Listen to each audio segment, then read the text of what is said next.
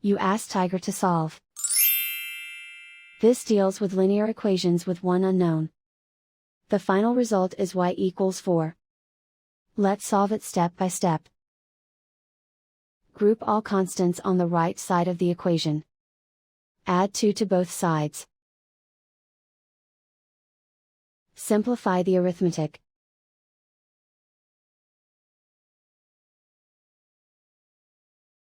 Isolate the y. Divide both sides by 3. Simplify the fraction. Find the greatest common factor of the numerator and denominator. Factor out and cancel the greatest common factor. And so the final result is y equals 4.